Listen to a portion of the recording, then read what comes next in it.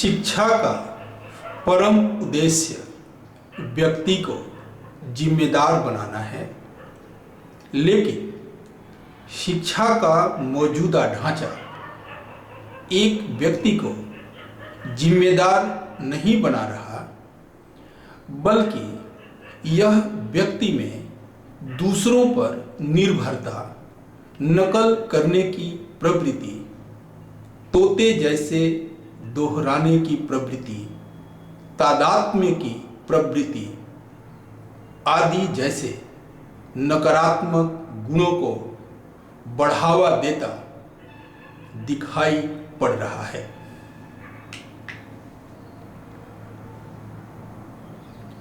चूंकि हमारी अधिकांश शिक्षा समझ के विकास की बजाय केवल सूचना के संकलन पर जोर देती है, यह हमें अधिक से अधिक यांत्रिक बना रही है। हमारे दिमाग संकीर्ण खांचे में काम कर रहे हैं। भले ही हम वैज्ञानिक, दार्शनिक, धार्मिक, व्यावसायिक या तकनीकी ज्ञान प्राप्त कर रहे हों। इसी तरह हमारे जीवन के तरीके, घर हो या बाहर, अथवा एक कैरियर विशेष में हमारी विशेषज्ञता हो, हमारे दिमाग को अधिक संकीर्ण, सीमित और अपूर्ण बना रहे हैं। इससे जीवन एक यांत्रिक यात्रा पथ पर भ्रमण करने लगता है और मानसिक मानकीकरण, मेंटल स्टैंडर्डाइजेशन घटित हो जाता है। यह अवस्था चिंतन की स्वतंत्रता के लिए खतरा है। फिर प्रचार और भ्रामक विज्ञापन व्यक्ति को अपनी पकड़ में ले लेते हैं।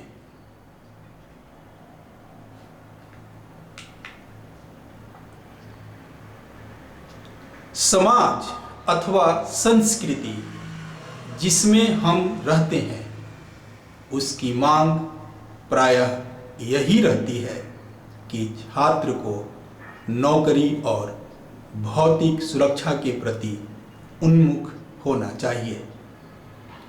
संसार के सभी समाज कमोबेश इस बात पर निरंतर जोर देते हैं कि कैरियर पहले और बाकी सब कुछ बाद में, अर्थात पैसा पहले और दैनिक जीवन के जटिल विषय बाद में। चूंकि आदमी केवल पैसे से खुश नहीं हो सकता है, पैसा आदमी की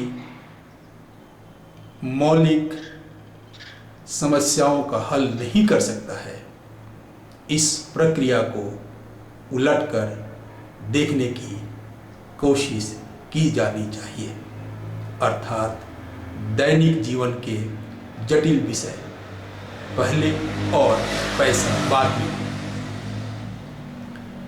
दैनिक जीवन के जटिल विषय से तात्पर्य है जलन की भावना, कलह की भावना, अनावश्यक प्रतियोगिता, झूठ बोलने की आदत, डरने की आदत, एक दूसरे से ऊंचा दिखने की कोशिश, बेईमानी की प्रवृत्ति, लालच इत्यादि।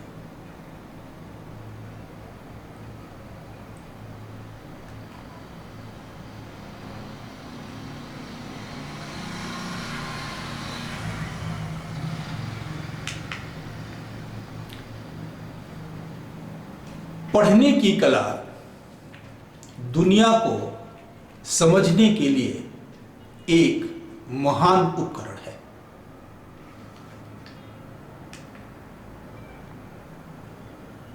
लेकिन क्या हम जानते हैं कि पढ़ने की प्रक्रिया में क्या क्या शामिल होता है?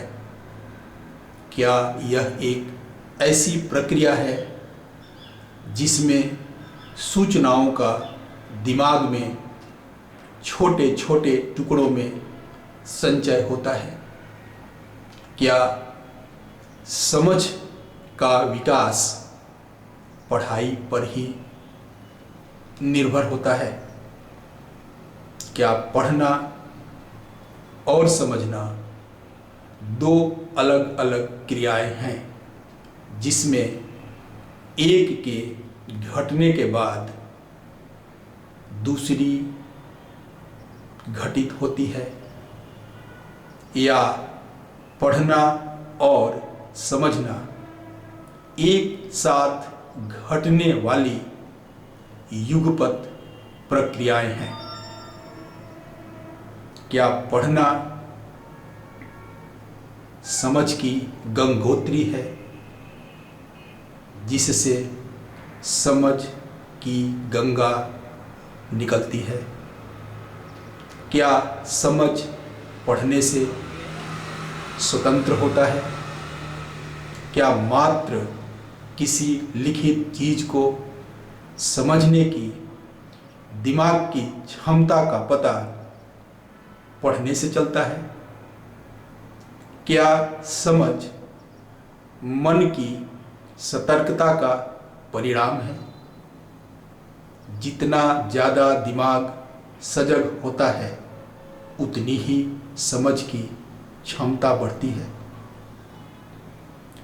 क्या पढ़ने और समझने को दो अलग अलग क्रियाओं के रूप में देखना एक भ्रम नहीं है? क्या समझ का मतलब तथ्यात्मक जानकारी को संचित करना होता है, अथवा समझ का मतलब तथ्यात्मक जानकारी के साथ साथ बारीकी से बुने गए विचारों के धागे को डिकोड करने से भी है? पढ़ने में मुश्किल कहाँ प्रतीत होती है? सूचनाओं का संचय करने में या विचारों को डिकोड करने में? क्यों पढ़ना चाहिए? क्या पढ़ना चाहिए? कैसे पढ़ना चाहिए? क्या ये सब प्रासंगिक प्रश्न हैं? क्या आप ये सवाल खुद से पूछते हैं? एक जागरूक पाठक को इन सभी सवालों की पड़ताल करनी होती है।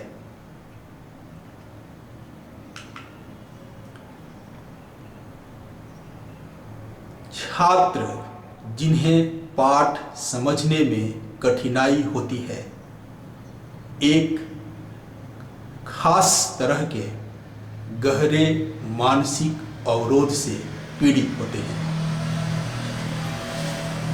ऐसे छात्रों की मानसिक रुकावट रूपी पत्थर को हटाना पहली आवश्यकता है ताकि उनमें प्रज्ञा का, इंटेलिजेंस का प्रस्फुटन हो सके। इस प्रस्फुटन को सफलता के सूत्रों के प्रचार या मनोवैज्ञानिक उपचार के द्वारा नहीं लाया जा सकता है। हमारे जीवन के कार्यों में कई बल एक साथ काम करते हैं। कई विपरीत दिखने वाले बल भी हमारे जीवन को समृद्ध करते हैं। इंटेलिजेंस हमारे जीवन को समृद्ध बनाने के लिए इस सामंजस्य का उपयोग करता है।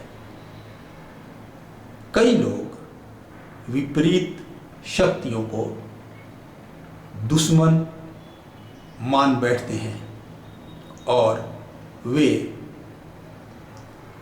इन शक्तियों से लड़ने लगते हैं और अपने जीवन को युद्ध का मैदान बना डालते हैं।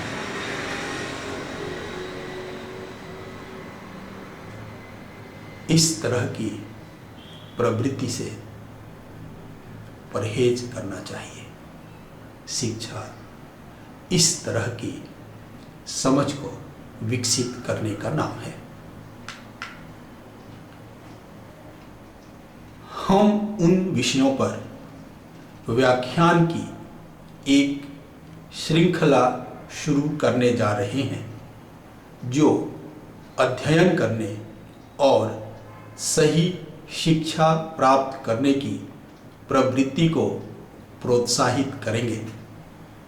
हम पूर्ण आश्वस्त हैं कि हमारे व्याख्यान आपको समृद्ध करेंगे।